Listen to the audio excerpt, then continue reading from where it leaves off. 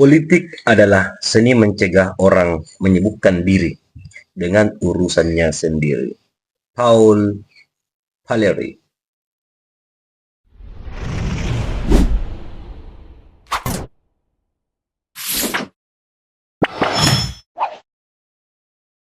Assalamualaikum warahmatullahi wabarakatuh. Salam sejahtera untuk kita semua, bosku. Salam NKRI, salam merah putih. Politik cawe-cawe dinasti Jokowi itu membuat rakyat hanya menjadi penikmat. Cukup ditawari modal oke gas, mereka dapat gasnya, rakyatnya dapat oke-nya. Itu kata Bang Rai. Jadi memang agak aneh apa yang dilakukan oleh Pak Jokowi belakangan ini atau 10 tahun belakangan ketika ia menjabat jadi presiden.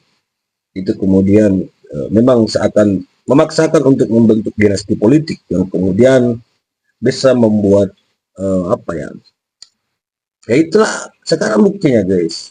Beberapa aturan itu kemudian diubahlah untuk bagaimana meloloskan anaknya menjadi cawapres beliau. Oke. Jadi di video kali ini ada dua R, Rocky dan Rai. Kemudian menyinggung persoalan cawe-cawe atau politik cawe-cawe ala Mulyono atau Pak Jokowi. Oke, bosku, tanpa berbasa-basi, mari kita simak videonya. Check it out.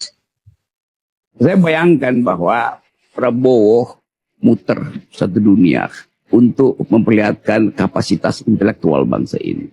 Dia ngomong dengan semua pemimpin. Artinya memang ada pencitraan, tetapi ini pencitraan yang real supaya Indonesia itu dapat utangan baru kira-kira begitu. Ya. Tetapi wapresnya nyolong panggung dengan hal yang dangkal. Nah, satu waktu ini akan konflik. Mungkin Prabowo pasti ya ini apa sih ini anak kira-kira begitu. Kan pasti ada laporan dari Gerindra sendiri kan bahwa ini wapres kerjanya bikin panggung melulu. Ya itu. Jadi kapasitas beliau sebagai wapres yang diminta untuk mengurus negeri, dia anggap dia manfaatkan untuk mengurus diri dia sendiri. Artinya kamera bapaknya tiba lagi pada dia tuh.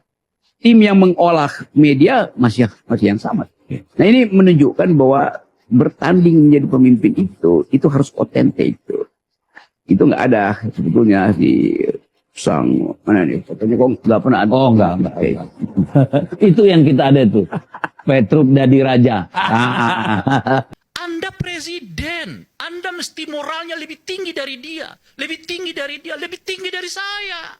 Politik kita sekarang ini kalau dibuat kira-kira asumsinya, mungkin sepertiga dari pemimpin nasional ini berhubungan dengan dinasti politik.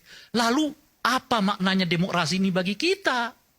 Kalau untung-untung dari demokrasi itu hanya membuat anak you yang berkuasa, istri lu yang berkuasa, suami lu yang berkuasa, kakek lu yang berkuasa, cucu lu yang berkuasa, sebagian besar rakyat ini hanya menjadi penikmat, cukup diberi tawaran, oke gas, mereka dapat gasnya, rakyat cuma dapat oke-nya. Mau Anda bicara tentang Indonesia emas 2045? Gimana bicara emas 2045? Setengah dari kekuasaan itu bertumpuk kepada 1, 2, 3 keluarga. Lebih dari 80% harta kekayaan negara ini bertumpuk kepada cuma 10 orang kaya di Republik. Anda bicara tentang Indonesia emas 2045. Kalau Anda nggak menolak dinasti politik, Anda nggak menolak oligarki, nggak usah Anda bicara tentang Indonesia emas 2045. Yang ada Indonesia cemas. Itulah saya selalu mengingatkan moral, etik. Nggak cukup sekedar boleh nggak boleh. Ada nggak larangan di Republik ini yang mengatakan Anda nggak boleh masuk rumah kalau nggak mengucapkan salam? Nggak ada. Tapi ada nggak yang berani masuk rumah orang lain tanpa mengucapkan salam? Nggak ada. Karena apa? Itu moral. Itu etik. Nah itu yang nggak diajarkan oleh Pak Jokowi selama 10 tahun terakhir ini. Yang selalu dikatakan ada nggak aturan. Nah itu satu. Nah yang kedua, selalu ada argumennya. Dia membuat kok, mengapa saya tidak? Dia melakukannya, mengapa saya tidak? Logika itu membuat kita nggak bisa kemana-mana. Anda presiden, Anda mesti moralnya lebih tinggi dari dia, lebih tinggi dari dia, lebih tinggi dari saya. Sehingga saya punya acuan bahwa moralitas yang terbaik itu ada di kepemimpinan nasional kita.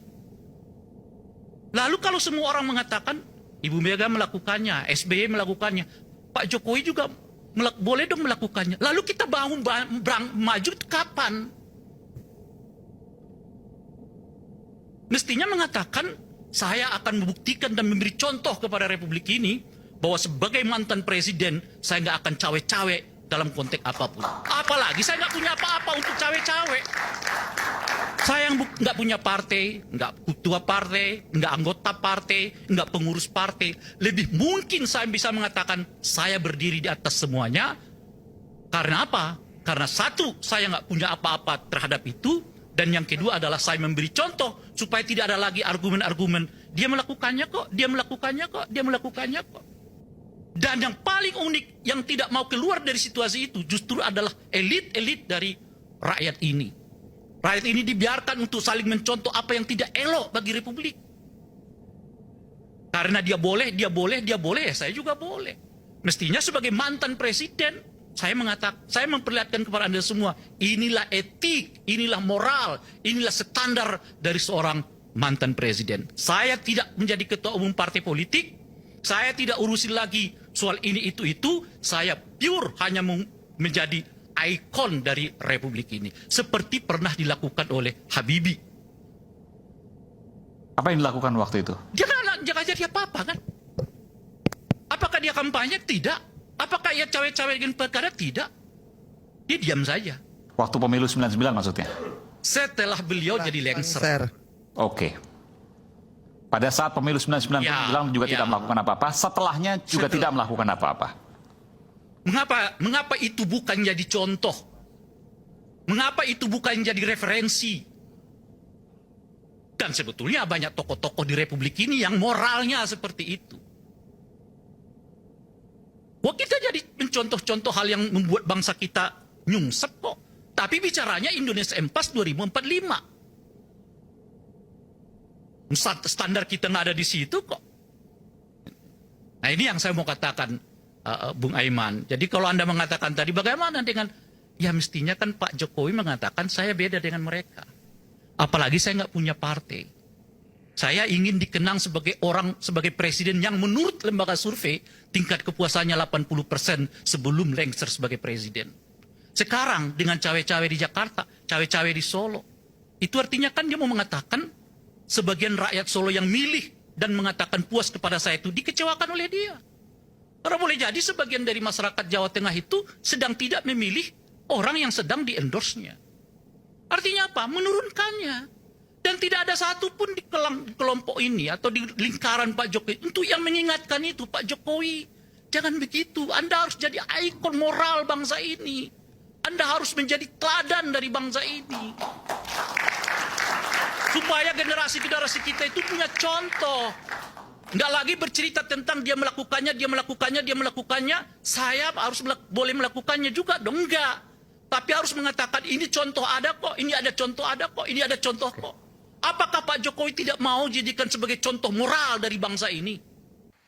Oke bosku, bagaimana menurut tanggapan kalian tentang video ini? Saya tertarik tadi argumen dari Bang Rai.